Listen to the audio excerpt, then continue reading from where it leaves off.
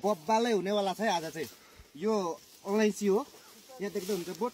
यसलाई इङ्ग्लिसमा के अरे ब्ल्याक कार्डम भन्छ, नेपालीमा अलैँची। अब आफ्नो आफ्नो भाषा होला, त्यो भाषाको चाहिँ म जान्दिनँ।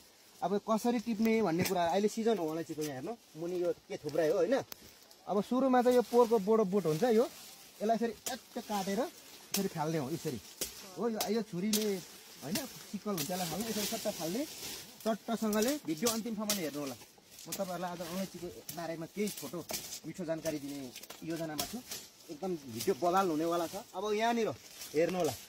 अब अलैँची मात्रै भनेर भएर पहिला यसरी छेउको अलिअलि झारहरू पनि सफा गर्नुपर्छ, पाकेकोहरू झर्न सक्छ भुइँमा। भरे झऱ्यो भने अहिले एउटा पोटीको 5 रुपियाँ पर्छ अहिलेको भाउमा। अहिले 1 लाख भाउ छ भनेपछि केजीको 2500 पर्छ। यस्तो गर्ने यहाँ पहिला यहाँ हेर्नु होला। फेरि यहाँ दुईवटा टुसा हुन्छ, यहाँ एउटा यहाँनिर छ, यो आगुङ फल्ने हो, यस्तै यो आगुङ फल्ने हो। अनि अर्को छ यहाँ टुसा तल छ, यो भित्र देखिन्छ यहाँ, यो चाहिँ यो हुन्छ आगुङ, यसको बच्चा यो माउ हो। अनि यो आगुङ फल्ने यो। अब यो पुरानोलाई चाहिँ फेरि छुरी हेरी यहाँ हेर्नु न, हतार। फेरि हतार दामी चाहिन्छ नि, फेरि मान्छेले खालखालमा चलाउँछ, तर मेरो चाहिँ हतार यो यस्तो कुप्रो लाग्यो भने सट्ट तान्नु र ठेल्नु सजिलो हुन्छ यो खालको। यसलाई छुरी भन्छ होइन। अनि यस्तो गर्ने सट्ट ठेल्ने यसरी। अनि यहाँ यस्तो अब बोरामा पनि हुन्छ, कतिले बोरामा हाल्छन्, कतिले अब फुर्लुङ हुन्छ। अनि यस्तो गर्ने फेरि हो, सबै यसरी हान्ने परबाट होइन। अब फेरि यसरी क्याचक नगर्ने, तपाईँले यसरी टक्क राख्ने, टक्क यसरी तान्ने। अब यसलाई असर गर्नु भएन, यसलाई छुयो यसले खलास भने फेरि फल्दैन आगुङ।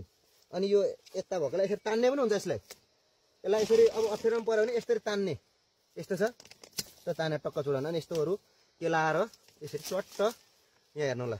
यो चाहिँ फाल्नु हुँदैन, एकदम यो महँगी छ। अनि यसरी एकदम याद गर्नुपर्ने हुन्छ।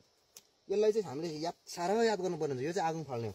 यो पुरानोलाई चाहिँ हामीले यसरी सबै फाल्नुपर्छ यसरी। अनि अर्को कुरो के पनि हुन्छ भने अलैँचीको अब यहाँ ठिक छ, यो अहिले छाट्नु पर्दैन। कोही चाहिँ बाक्लो हुन्छ, त्यसमा चाहिँ यो अवस्था हेरेर यसलाई फाल्नुपर्छ। यो राख्नुभयो भने फेरि धेरै बाक्लो भयो भने आगो यसरी यो चेपिन्छ के, धेरै चेप्यो भने पनि यसरी भने जस्तो ठुङ्गा, यस्तो ठुल्ठुलो ठुङ्गा लाग्दैन। अहिले चाहिँ यो केजीको 2500 पर्छ सुक्खा, हेर्नु होला। अनि यो अलैँची चाहिँ तपाईँको ठाउँ हेर्नु होला, यहाँ कस्तो राम्रो ठाउँ छ, चिसो ठाउँ हुनुपर्छ है।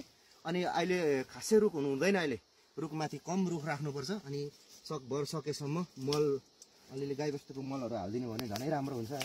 त्यो अनुसारले गरेर यसरी अलैँची चाहिँ यसरी टिप्ने हो। यो तरिकाले अलैँची टिप्नु भयो। अनि यो तरिकाले अलैँचीमा अलिकति खेती गर्नुभयो भने एकदम आम्दानी राम्रो छ।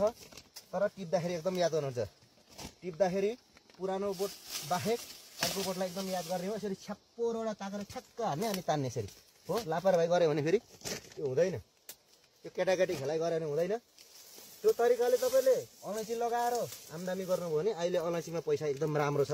तपाईँहरूको ठाउँ पनि अब कस्तो छ ठाउँ अनुसार हुन्छ। यो तराईमा पनि, तराई भन्नुको मतलब भित्री फाँट निकै गर्मीमा पनि हुन्छ यो, र अनि निकै माथि पनि हुन्छ। अहिले हामी निकै माथि छौँ, यो समुद्री सतहदेखि करिबन मलाई लाग्छ यो 1500 2000 को हारारीमा माथि छ। त्यति माथिको यो इन्स्टिट्युटको एउटा यो टेम्परेचर हो। यहाँ पनि यस्तो हुन्छ हेर्नु होला। अनि यो धेरै तल पनि हुन्छ, तपाईँको धेरै गर्मी हो भने त्यो भएर यो अहिलेको लागि नेपालको सन्दर्भमा नेपालमा यो जतिको बेस्ट कृषि तपाईँको खेती अरू कुनै पनि हुन सक्दैन। किनभने यो अब एकचोटि गरेपछि के गर्नु पर्दैन, हिउँदोमा यहाँनिर यहाँ पाइप छ, यहाँ देखाइदिन्छु तपाईँहरूलाई।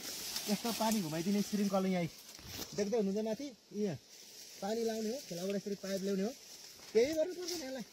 अब यसो हिउँदोमा एकचोटि फाँडफुँड गर्ने हो। त्यो एउटा मुसा हुन्छ, त्यहाँ मैले अघि भिडियो हालेको छु अस्ति, त्यो मुसो चोरले चाहिँ यसको टुसो यो खाइदिन्छ, यो खाएर खेदो गर्छ। त्यो मुसोलाई चाहिँ हामीले देख्ने बित्तिकै मार्ने हो अलैँची खेती गर्ने। यो मुसा त्यो टुसा चाहिँ यसले खेदो गर्छ अनि अलैँची पनि खान्छ। त्यसलाई फाँडफुँड गरेर जोगाउने हो। अरूमा चाहिँ अदरवाइज यो नम्बर 1 कृषकहरूको पैसाको आम्दानीको स्रोत हो। विदेश जानु पर्दैन, तपाईँसँग यस्तो खाली जग्गा छ, तपाईँहरूसँग केही वेस्टेज जाने जग्गा छ, सामान्य तपाईँले धान सामान्य कम हुन्छ, यसो मकै मात्रै हुन्छ भने यो अलैँची लगाउनुहोस्। पानीको